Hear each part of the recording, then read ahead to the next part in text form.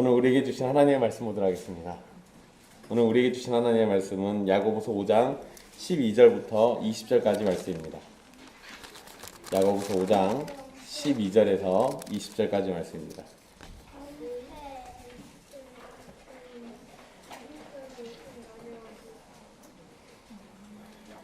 귀하신 하나님의 말씀 받들어서 읽도록 하겠습니다. 내 형제들아, 무엇보다 맹세하지 말지니 하늘로나 땅으로나 아무 다른 것으로도 맹세하지 말고 오직 너희가 그렇다고 생각하는 것은 그렇다 하고 아니라고 생각하는 것은 아니라 하여 정죄받음을 면하라. 너희 중에 고난당하는 자가 있느냐? 그는 기도할 것이요. 즐거워하는 자가 있느냐? 그는 찬송할지니라. 너희 중에 병든 자가 있느냐? 그는 교회의 장로들을 청할 것이요. 그들은 주의 이름으로 기름을 바르며 그를 위하여 기도할지니라. 믿음의 기도는 병든 자를 구원하리니 주께서 그를 일으키시리라. 혹시 죄를 범하였을지라도 사하심을 받으리라. 그러므로 너희 죄를 서로 고백하며 병이 낫기를 위하여 서로 기도하라. 의인의 간구는 역사하는 힘이 큼이니라. 엘리야는 우리와 성정이 같은 사람이로되 그가 비가 오지 않기를 간절히 기도한즉 3년 6개월 동안 땅에 비가 오지 아니하고 다시 기도하니 하늘이 비를 주고 땅이 열매를 맺었느니라. 내 형제들아, 너희 중에 미혹되어 진리를 떠난 자를 누가 돌아서게 하면 너희가 알 것은 죄인을 미혹된 길에서 돌아서게 하는 자가 그의 영혼을 사망에서 구원할 것이며 허다한 죄를 덮을 것임이라. 아멘. 이 말씀은 살아계신 하나님의 말씀입니다. 김기환 목사님 나오셔서 야고보서 말씀 증거해 주시겠습니다.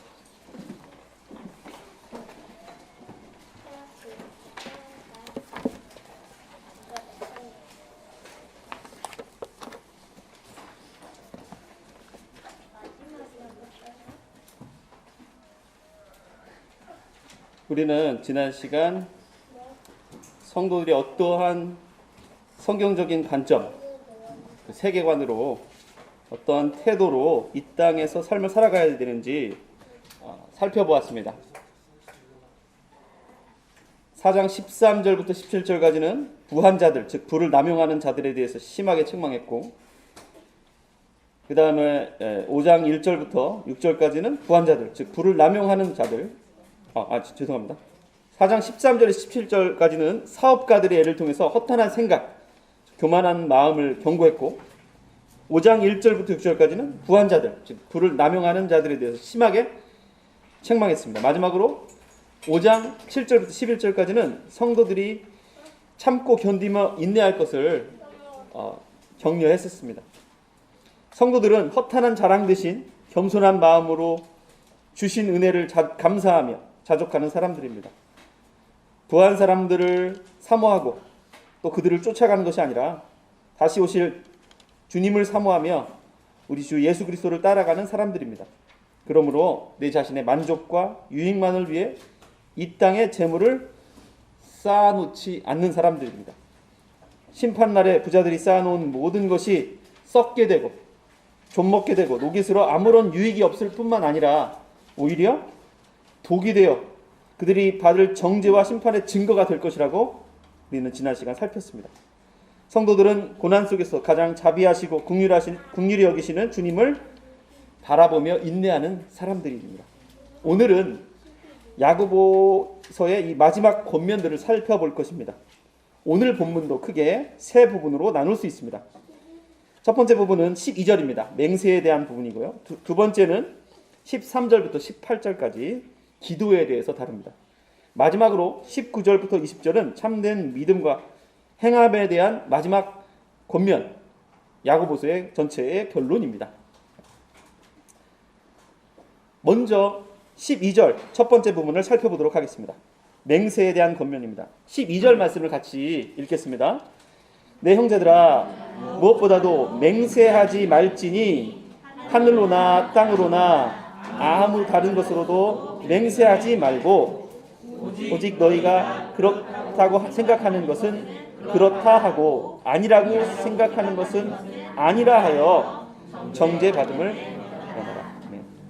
갑자기 이 맹세라는 새로운 주제가 툭 튀어나오는 느낌을 받을 수 있습니다. 앞뒤 문맥과 잘 연결되지 않는 주제인 것처럼 보입니다. 하지만 이 12절은 앞의 내용 7절부터 11절 그리고 뒤에 나오는 13절부터 18절까지 이 내용을 잘 다리처럼 연결해주고 있습니다. 17절에서 우리 살폈던 것처럼 7절에서 11절에서는 서로 원망하지 말고 믿음으로 인내할 것을 권면했습니다. 그리고 이제 13절부터 18절은 믿음으로 기도할 것을 권면합니다. 믿음으로 인내하는 것이 수동적인 것이라면 믿음으로 인내하는 것이 수동적인 것이라면 믿음으로 기도하는 것은 능동적인 것입니다. 인내하지 못하는 자의 큰 특징 중에 하나는 바로 맹세하는 것입니다. 그래서 앞의 내용과도 연결이 잘 됩니다. 또한 무엇보다라는 표현이 있는데요. 무엇보다는 헬라어 서신서에서 새로운 주제를 시작하거나 결론을 말할 때 자주 사용됩니다. 그래서 이제 오늘부터 시작되는 이 전체 12절부터 마지막 20절까지가 이 결론에 해당하는 부분인데, 그래서 이 뒤에 나오는 구절들과도 잘 연결이 됩니다. 그리고 마지막 권면에서 맹세에 대한 문제를 먼저 다루는 것을 통해서 참된 믿음과 삶에 있어서 맹세가 중요한 것입니다. 중요한 우선순위가 있다는 것을 우리는 또한 알 수 있습니다. 또한 이 12절의 말씀은요, 맹세에 대한 야고보 이 사도의 권면은 우리 예수 그리스도의 가르침을 생각나게 합니다. 마태복음 5장 34절부터 37절에 나와 있는데 같이 한번 찾아서 읽어보도록 하겠습니다. 마태복음 5장 34절에서 37절 말씀입니다.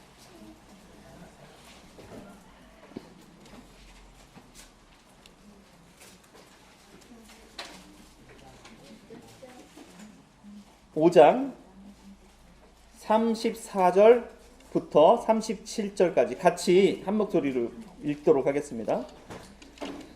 나는 너희에게 이르노니 도무지 맹세하지 말지니 하늘로도 하지 말라. 이는 하나님의 보좌이며 땅으로도 하지 말라. 이는 하나님의 발등상이며 예루살렘으로도 하지 말라. 이는 큰 임금의 성임이요 내 머리로도 하지 말라. 이는 내가 한 터럭도 희고 검게 할 수 없음이라. 너희 말은 옳다 옳다 아니라 아니라 하여 이에서 지나는 것은 악으로부터 납니다. 오늘 12절 말씀과 매우 비슷합니다. 그렇죠? 그런데 왜 맹세를 하면 안 된다고 하십니까? 왜냐하면 맹세하는 것은 믿음과 반대되는 행동이기 때문입니다. 원래 맹세는 거짓말과 속임수를 막기 위한 것입니다. 오늘날에는 맹세를 잘 하지 않습니다. 보통 개인적인 일에서는 약속을 하죠. 공적인 일에서는 계약서를 쓰거나 또 서명을 해서 계약서에 서명을 합니다. 하지만 맹세나 약속 또는 계약서를 쓰는 것, 이 계약 본질적으로 중요한 것은 같습니다. 그것은 뭐죠? 진실성입니다. 구약시대 이스라엘 사람들은 하나님의 이름으로 맹세함으로 그들의 진실성을 보장했습니다. 하나님께서 증인이 되시며 재판관이 되시기 때문에 맹세한 것을 반드시 지켜야 했습니다. 하지만 예수님과 야고보 시대에는 맹세를 악용하고 곡해하는 일들이 생겨나기 시작했습니다. 사람들은 진실성이 부족한 것을 채우고 정직하지 못한 말에 대한 하나님의 심판을 피하기 위해서 하나님의 이름이 아니라 하늘이나 땅, 다른 것들을 걸고 맹세를 했습니다.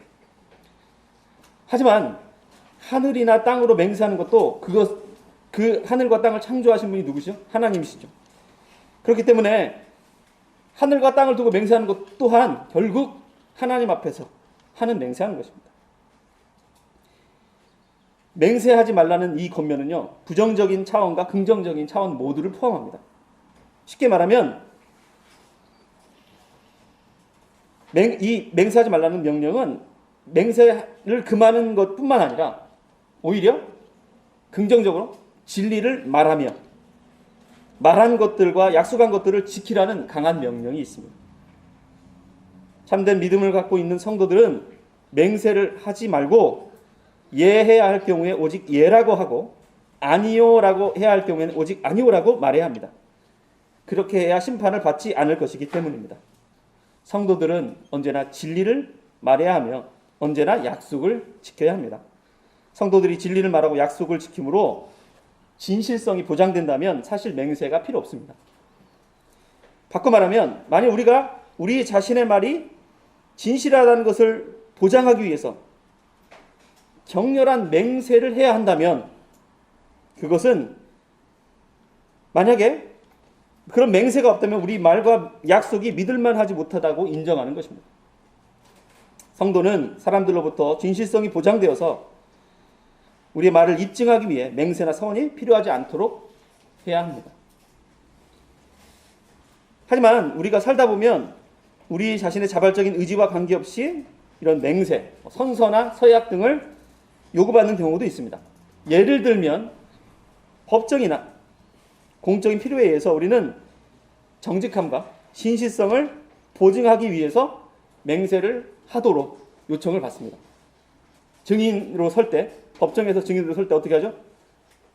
선서하죠. 네, 내가 거짓말하면 내가 거기에 처벌을 받겠다. 이런 것까지 거부할 필요는 없습니다. 그런데 역사적으로 보면 제세례파 이 신앙을 갖고 있었던 사람들은 이 비슷한 신념을 갖고 있었던 사람들은 이것을 철저하게 거부했어요. 어떠한 맹세도 하면 안 된다라고 믿는. 그것은 바람직하지 못합니다.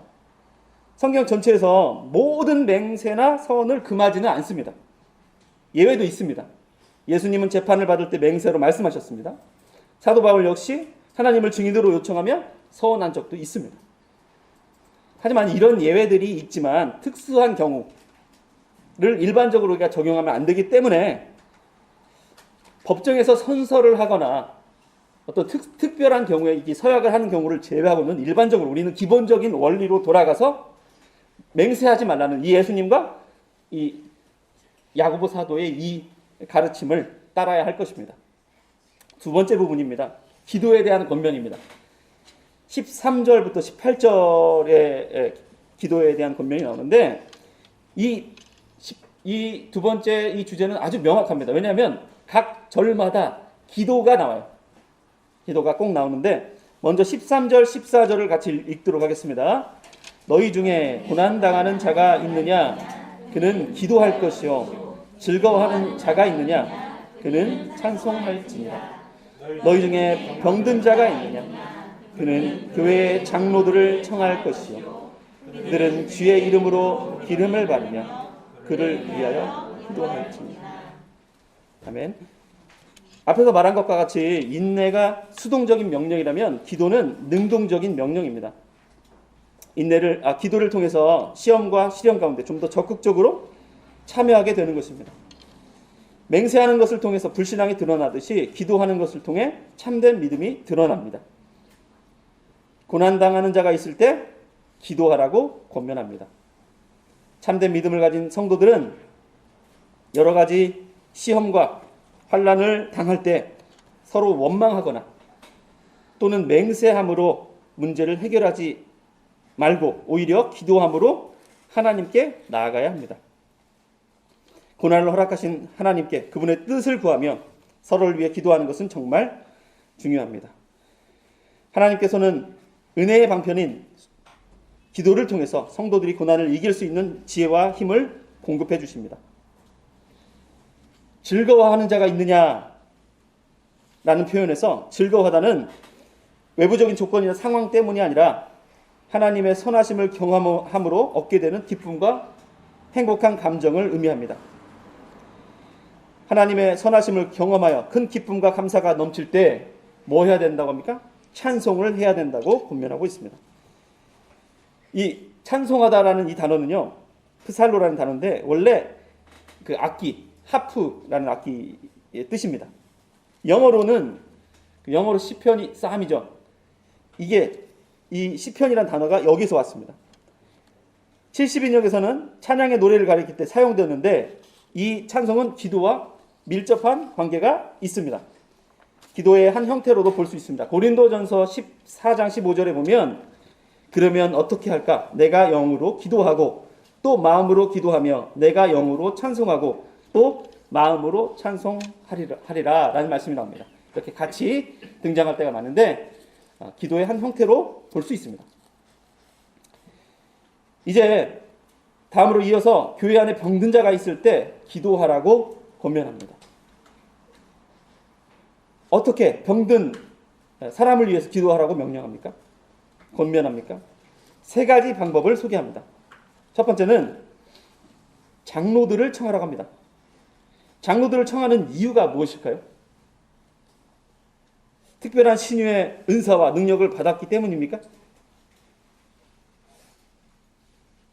여기서 장로는 목회장로와 장로교회에 있어서 목사도 장로이기 때문에 목회장로와 치리장로 모두 말하는 거죠.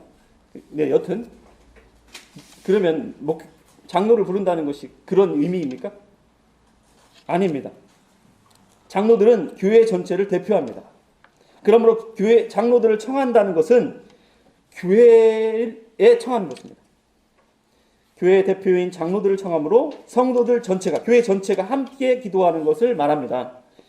우리는 하나님께서 병을 고치는 능력을 특별한 사람이나 직분에게 주시지 않고 각 성도들, 즉 공동체 전체에 주신 것을 믿습니다. 이 각 성도들에게 모두 은혜의 방편인 기도를 주셨기 때문입니다. 다음으로 두 번째는 주의 이름으로 기도하라고 말합니다. 주의 이름으로. 대우리 문답에서 기도에 대해서 잘 설명하고 있습니다. 기도는 무엇입니까? 기도는 그리스도의 이름으로 성령의 도우심으로 말미암아 우리의 소원을 하나님께 올리는 것입니다. 사람의 죄로 인하여 하나님과 사람 사이에 생긴 거리가 심히 크므로 중보자 없이는 하나님 앞에 접근할 수 없으며 그리스도 한 분밖에는 그 영광스러운 사역을 임명받거나 그것에 적합한 자가 하늘이나 땅에 없으므로 우리는 다른 이름으로는 할 수 없으며 오직 그분의 이름으로만 기도할 수 있습니다. 주의 이름으로 기도하는 것, 예수님의 이름으로 기도하는 것이죠.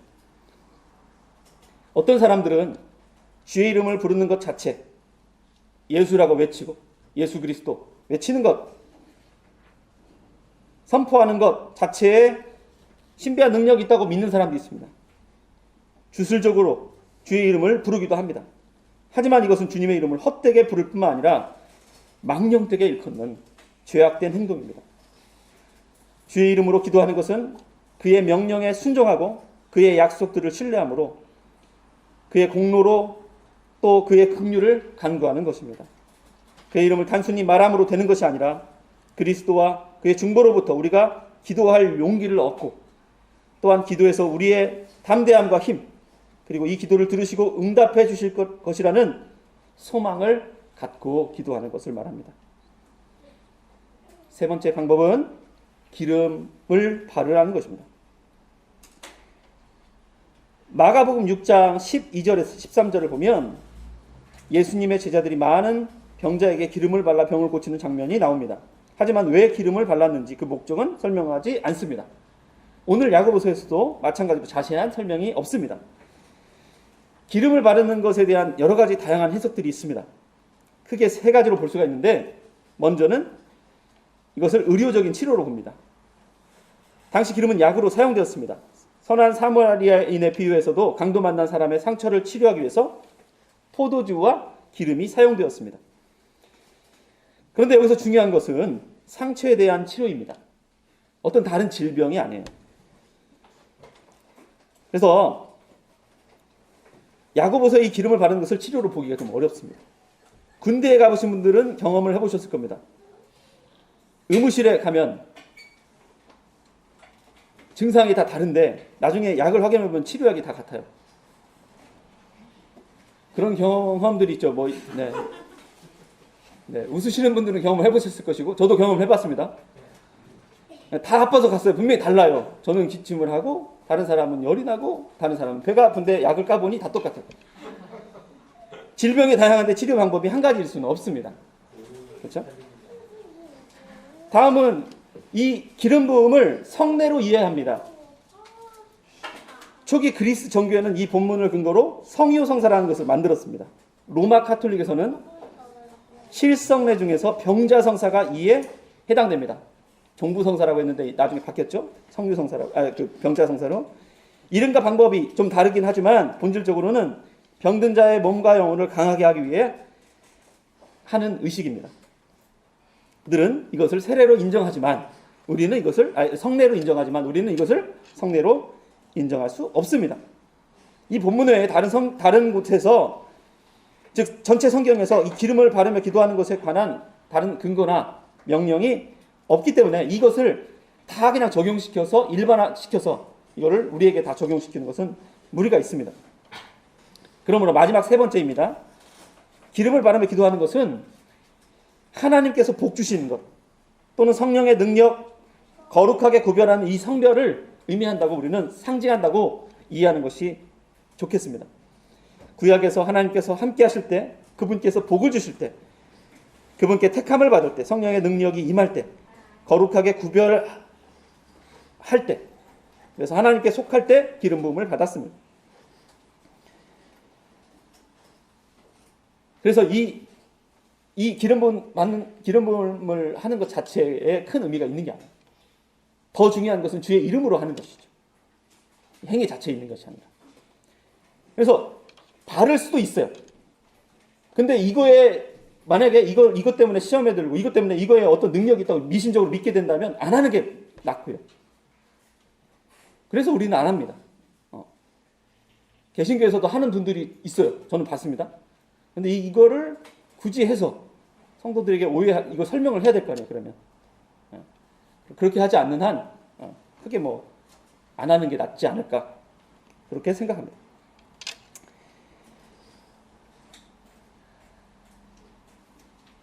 기름을 바르며 기도하라는 야고보서의 권면에서도 기름을 바르는 행위보다 더 중요한 것은 성령의 도우심을 얻어 그리스도의 이름으로 아버지 하나님께 드리는 기도에 있다는 것을 꼭 기억하시기 바랍니다. 15절부터 16절 말씀을 읽겠습니다. 믿음의 기도는 병든 자를 구원하리니 주께서 그를 일으키시라. 혹시 죄를 범하였을지라도 사하심을 받으리라. 그러므로 너희 죄를 서로 고백하며 병이 낫기를 위하여 서로 기도하라. 의인의 간구는 역사하는 힘이 큼이니라. 아멘. 야고보는 기도의 방법과 효과에 대해서 말합니다. 먼저 기도의 방법을 살펴보겠습니다. 크게 두 가지가 있습니다. 첫 번째는 믿음으로 하는 믿음의 기도입니다. 믿음은 하나님께서 택한 자들을 구원하시기 위해서 선물로 주시는 것입니다. 하나님 아버지께서 성령님의 역사하심을 통해 각 성도들을 그리스도와 연합하게 하십니다. 또한 동일한 믿음의 고백을 통해 모든 성도들은 하나가 됩니다. 이 믿음은 하나님의 신실하심을 바라보게 합니다. 그리스도의 아름다움을 바라보게 합니다. 성도들은 믿음을 통해서 더욱 하나님께 나아가며 그분의 선하심을 바라며 기도하게 되는 것입니다. 두 번째는 서로 기도하는 것입니다. 교회의 대표인 장로들이 아픈 사람을 위해서 기도하는 것은 그리스도의 몸된 교회 전체가 함께 기도하는 것을 의미합니다. 야고보 사도는 서로를 위해 기도하라고 권면합니다. 한 몸에 있어서 한 지체의 건강이 온 몸의 건강과 같은 것처럼 아픈 성도를 위해 공동체 전체가 함께 아파하며 함께 서로를 위해 기도하는 것은 정말 중요합니다. 공동체가 같은 믿음 안에서 서로를 위해서 하는 이 기도의 효과, 결과는 무엇일까요? 크게 세 가지가 있습니다. 그런데 이 세 가지 효과는 따로 분리되지 않고 긴밀하게 연결되어 있습니다. 먼저 첫 번째 효과는 병든 자를 구원하리니. 구원하다는 보통 영적인 구원을 의미합니다. 여기서는 1차적으로 육체적인 질병으로부터의 치유를 의미합니다. 16절에 있는 병이 낫기를 위하여라는 내용과 연결이 되기도 합니다. 물론 육체의 질병만으로 한정시킬 필요는 없습니다. 왜냐하면 다음에 이어지는 주께서 그를 일으키시리라는 구절 때문에 그렇습니다. 두 번째, 일으키시리라. 주께서 그를 일으키시리라. 주님께서 병든 자를 침상에서 일으키신다라고 이해할 수도 있습니다. 그 병에서 낫게 하신다라고 이해할 수도 있습니다. 실제로 우리 주님은 우리의 모든 병을 고치실 수 있습니다. 하지만 이 신약에서 이 표현은요, 종종 마지막 날의 부활을 의미합니다. 예를 들면 요한복음 6장 40절 말씀에 보면 내 아버지의 뜻은 아들을 보고 믿는 자마다 영생을 얻는 이것이니 마지막 날에 내가 이를 다시 살리리라 하시니라. 영적인 구원을 의미한다고 볼 수도 있겠습니다. 세 번째는 사하심을 받으리라. 마지막 효과는요, 죄에 대한 사하심을 받는 것입니다. 우리는 죄의 결과로 죽음이 온 것을 알며 그것을 믿습니다. 그렇기 때문에 죽음에 이르는 병 또한 죄의 결과로 볼 수 있습니다. 예수님 시대 사람들은 병을 지나치게 영적인 문제로만 이해했습니다. 그런데 그와 반대로 오늘날 많은 사람들은 이 병이 단순히 세균, 바이러스 또는 유전 때문이다 라고 믿습니다. 이제 우리는 이 병의 문제를 다시 영적인 문제로 돌아가서 생각할 필요가 있습니다. 물론 욥기서나 전도서 같은 몇몇 구절에서는 모든 병이 죄의 결과라고 아니라고 설명하기도 하지만 성경은 종종 이 죄와 병을 연결시켜서 설명합니다. 중요한 것은 병든 자의 질병이 범한 죄의 결과이든지 또는 범한 자의 결과가 아니든지 우리에게 바뀌지 않는 사실이 있습니다. 그것은 모든 사람이 죄를 지었다는 것이며 그 결과 사망에 이르렀다는 것입니다. 그래서 누구든지 이 죄에 대해 용서하심을 받지 않으면 절대 구원함을 얻지 못한다는 사실입니다. 죄는 우리의 육체와 영혼, 즉 전인격에 심각한 손상과 상처를 입히기 때문에 우리는 참된 믿음으로 서로를 위해, 특히 어려움을 갖고 있는 연약하고 아픈 지체들을 위해 기도해야 합니다. 근데 어떤 사람들은 생각합니다. 이 병이 낫지 않으면 이 사람이 믿음이 약하다고 생각해요. 과연 그럴까요? 사도 바울은 그럼 어떻게 이해해야 합니까?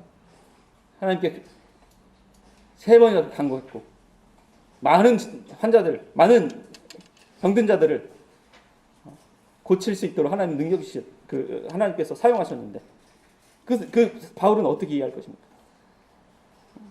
그렇게 이해하면 안 됩니다.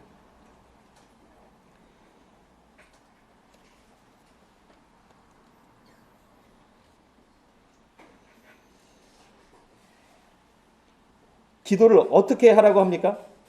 야고보 사도는 너희 죄를 서로 고백하며 병이 낫기를 위하여 서로 기도하라라고 권면합니다. 이것은 모든 죄를 남김없이 고백하라는 뜻이 아닙니다.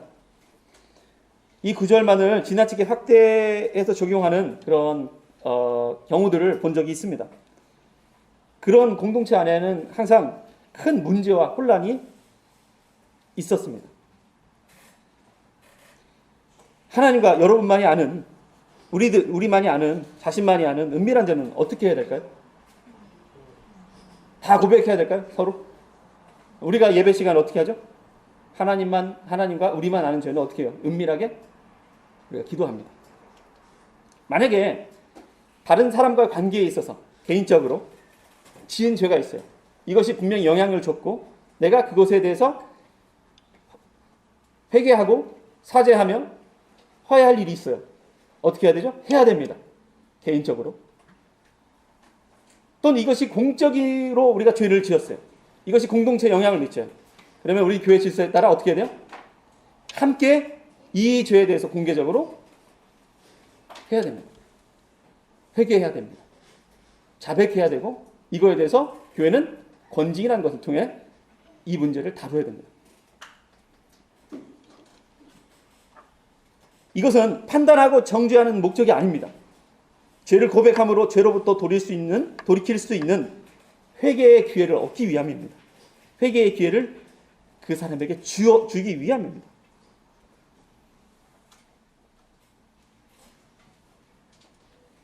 죄를 고백함으로 참된 회개를 하게 되면 성도들 간에 문제가 해결되고 교제가 회복됩니다. 또한 공적으로 지은 죄를 회개하면 그리스도의 몸된 교회 전체의 상처와 문제들이 해결되기도 하고 교제가 회복되기도 합니다. 그리고 무엇보다 중요한 이 거룩함을 유지할 수 있습니다. 성도들 개인과 교회 전체가 기도를 통해서 참된 회개를 통해서 치유와 회복을 경험하게 되는 것입니다. 이어진 말씀, 의인의 간구는 역사하는 힘이 큼이라 라는 구절이 나옵니다. 그런데 여기 나오는 이 의인은 누구일까요? 장로님입니까? 집사님입니까? 목사님입니까? 앞에서 계속 말했듯이 장로들은 교회를 전체를 대표하기 때문에 장로들이 기도하는 것은 교회 전체가, 이 공동체가 함께 기도하는 것을 의미합니다. 이 의인은요, 모든 성도를 말합니다. 즉, 믿음을 통해서 의롭게 된 모든 교회의 성도들을 말합니다. 그리고 믿음으로 드리는 기도는 큰 효력을 나타냅니다. 큰 능력을 나타내죠. 왜냐하면 하나님께서 기도라는 이 방편을 우리에게 주셨기 때문이죠.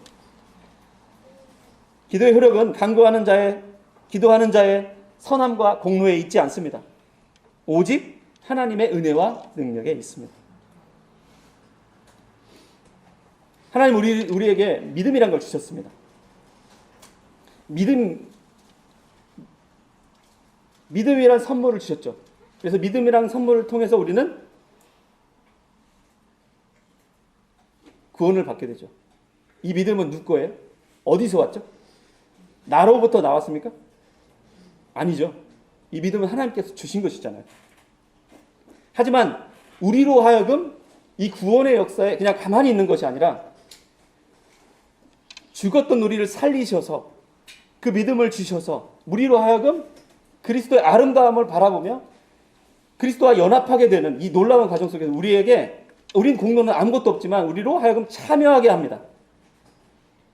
마찬가지로 기도도 우리가 기도한다고 세상이 막 바뀌고 하나님의 정하신 뜻이 막 바뀌고 계획이 바뀌고 이런 것이 아니지만 하나님의 뜻을 우리로 하여금 구하게 하셔서 우리로 하여금 그 놀라운 하나님의 역사 가운데 우리를 참여시켜 주시는 것, 그 구원 치유하시고 또 회복시키시는 그 놀라운 사역에 참여하게 하시는 것, 이것이 바로 기도라는 것이죠. 이어지는 말씀을 보겠습니다. 17절 18절입니다. 엘리야는 같이 읽겠습니다. 우리와 성정이 같은 사람이로되 그가 비가 오지 않기를 간절히 기도한즉 3년 6개월 동안 땅에 비가 오지 아니하고 다시 기도하니 하늘이 비를 주고 땅이 열매를 맺었다. 아멘. 이제 효과적인 기도의 예로 엘리야의 기도를 소개합니다. 엘리야는 어떤 사람이었습니까? 구약에서 엘리야는 모세와 함께 대표적인 인물입니다. 엘리야는 의인이며 신실한 하나님의 사람이었습니다. 그렇지만 엘리야도 하나님 앞에서 분명 죄인이었으며 연약한 존재였습니다. 우리와 같은 성정이라고 표현하고 있습니다. 때로 엘리야는 두려움에 빠져서 절망했고 도망치기도 했고 심지어 하나님께 자신을 데려가 달라고 간청하기도 했던 사람입니다. 야고보는 엘리야도 우리와 같은 본성을 가진 사람이었다는 것을 강조합니다. 그럼에도 엘리야가 비가 오지 않도록 해달라고 간절히 기도하니 3년 6개월 동안 비가 내리지 않았고 다시 기도하니 하늘이 비를 내리고 땅은 그 열매를 맺었습니다. 하나님께서는 그 기도를 들어주셨습니다. 엘리야의 기도를 통해서 우리는 효과적인 기도에 대해서 배울 수 있습니다. 그것은 바로 모든 성도들, 즉 예수 그리스도를 믿고 그분을 사랑하며 그분의 말씀에 순종하고 그분을 따라가는 사람들은 엘리야와 같이 기도할 수 있다는 것입니다. 우리도 엘리야처럼 놀라운 기적과 승리를 맛볼 때도 있습니다. 하지만 실패나 환경 때문에 큰 두려움에 빠져서 외롭고 연약함을 느낄 때도 있습니다. 하지만 우리는 서로를 위해 믿음으로 기도할 수 있는 이 은혜의 방편이 있음을 기억해야 됩니다. 엘리야의 기도에서 한 가지 더 생각해 볼 수 있는 것은 기도에 대한 응답이 즉각적으로 바로 오지 않는다는 것입니다. 바알 선지자들을 죽인 후에 비를 다시 내리게 하는 기도는 바로 응답되지 않았습니다. 엘리야의 종은 7번이나 바다를 바라보기 왔다 갔다 하며 큰 비를 내려올 그 폭우를 가져올 작은 구름을 기다렸습니다. 이와 같이 우리들도 시험과 시련, 여러 가지 질병과 문제들을 위해서 기도할 때 하나님의 선하심을 바라는 마음으로 참고 인내하며 하나님의 그 응답하실 때 하나님 응답하시는 방법, 결과를 기다려야 합니다. 중요한 것은 내 생각과 내가 바라는 것이 다 맞는 것은 아니잖아요. 그 결과가 내가 생각하는 결과일 수도 있고 아닐 수도 있습니다. 하지만 이 모든 결과를 주님께 맡기는 것, 이것이 참된 기도하는 자의 자세일 것입니다. 마지막으로 19절부터 20절, 제가 이 부분을 오늘 말씀에 빼먹었는데 한 줄을 더 하고 싶었는지 이렇게 실수입니다. 죄송합니다. 19절부터 20절까지 말씀을 읽겠습니다. 내 형제들아, 너희 중에 미혹되어 진리를 떠난 자를 누가 돌아서게 하면 너희가 알 것은 죄인을 미혹된 길에서 돌아서게 하는 자가 그의 영혼을 사망에서 구원할 것이며 허다한 죄를 덮을 것입니다. 아멘. 미혹되다라는 말이 반복되죠. 미혹되다라는 말은 길에서 벗어나다라는 뜻입니다. 방향을 상실하다는 의미입니다. 진리의 길에서 벗어나 방황하다는 뜻이죠.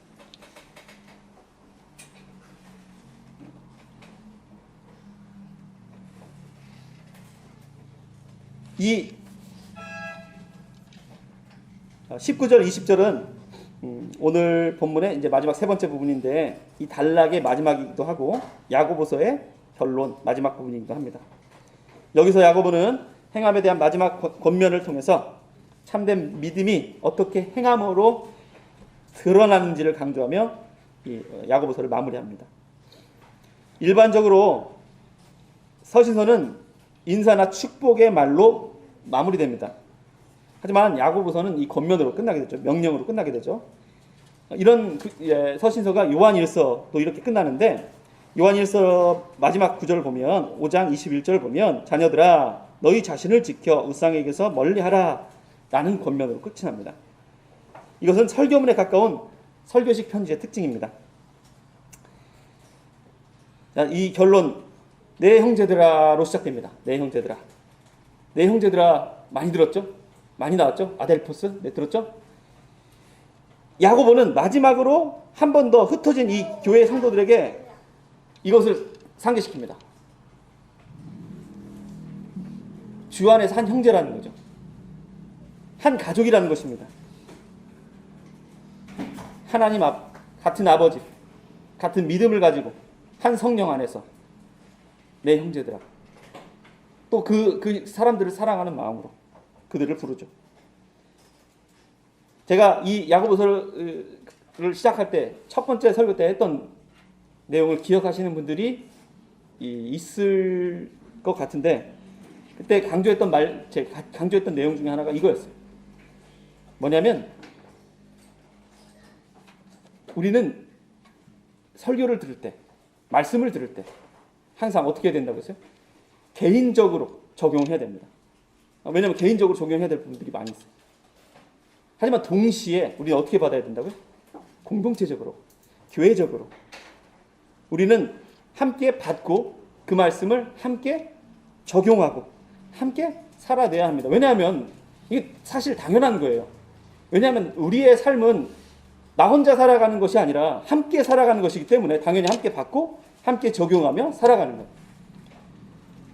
우리 자매님들, 젊은 자매님들, 이 시스터즈가 이제 모여가지고 이제 모이지는 못하고 줌으로 하는 얘기를 제가 아내를 통해서 소식을 들었어요. 형제들보다 더 잘 하고 있는 것 같더라고요. 이게 이 순서도 이렇게 있고 물론 우리 형제들도 잘 하고 있지만 이렇게 설교도 나누고 또 시편도 읽고 뭐 기도도 하고 기도 제목도 나누고 막 이렇게 한대요. 이게 뭐죠? 함께 받고 적용하는 거잖아요. 함께 나누고 삶을 나누고 함께 적용해서 우리가 같이 그리스도 안에서 자라가는 것. 우리는 항상 말씀을 들을 때 그렇게 교회적으로 또 내 삶에 가정에 잘 적용하는 우리들이 되기를 바랍니다. 야고보 사도는 앞에서 교만, 탐심, 시기, 더러운 말, 불순종, 허탄한 자랑, 가난한 자에 대한 억압, 폭력, 여러 가지 죄의 문제들을 언급했습니다. 이러한 죄들 가운데 있으면 유혹을 받아 진리를 떠나게 되며 결국 잘못된 길, 즉 사망의 길로 가게 됩니다. 병들어서 고통받는 자를 위해서 교회가 함께 기도해야 한다면 죽음의 길로 달려가고 있는 형제를 돌아서게 하는 것은 교회가 마땅히 해야 할 중요한 사명입니다. 교회 안에는 아직 성숙하지 못한 연약한 성도들도 있고 아직 믿음이 없는 분들도 있습니다. 또 때로는 우리 통일교에서 찾아오시는 분들도 있습니다. 물론 예배에 오지 않지만 방문해요. 교회 와서 만나기도 합니다. 이렇게 우리 안에는 믿는 자도 있고 믿음이 연약한 자도 있고 믿지 않는 자도 있습니다. 그런데 좀 더 확대해서 생각해 보면 여기에 해당되는 분들이 더 많습니다. 우리가 함께 기도해야 하고 미혹된 길에서 돌이켜야 될, 돌아서게 할 대상은 우리 예필교회 정교인, 정회원만이 아닙니다. 우리 교회에 참여하는 모든 이들, 자녀들, 그리고 모든 우리의 가족들, 우리가 만나는 이웃들까지 포함됩니다. 우리는 그들을 위해서 주님의 때를 인내하며 기도하며 또 복음을 전할 수 있는 기회를 주실 때 혹시 그들이 우리가 가진 이 소망이 무엇이냐 물을 때 우리는 이 복음이 무엇인지 우리가 가진 소망이 무엇인지를 잘 설명하고 또 가르쳐 줄 수 있도록 친절하면서도 정확하게 잘 가르쳐 줄 수 있도록 우리는 항상 잘 준비하고 있어야 합니다. 우리들은 다른 형제들이 혹시 빗나가거나 잘못된 길로 갈 때 누구도 보장할 수 없습니다. 누구도 보장할 수 없어요. 내가 안 갈 수 있다고 보장할 수 없어요. 여러분이 믿는 사람? 목사님? 또 주신 형제? 다운 형제? 누구? 믿음 좋다고 우리가 아무도 보장할 수 없어요. 어떻게 해야 됩니까? 서로를 선하게 감독하고 서로를 서로 격려하고 우리가 그렇게 잘못된 길로 갈 때 어떻게 해야 돼요?